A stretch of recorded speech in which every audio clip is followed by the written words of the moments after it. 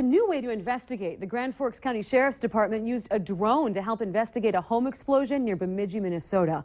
The sheriff says that he got authorization from the FAA to use the department's unmanned aircraft systems unit to take aerial pictures and video of this explosion scene. The drone that you see here, it's not the exact drone that was used in the home explosion, but it is the same model that authorities did use. The drone was flown by UND's UAS pilots Trevor Woods and Jackie Stoltz.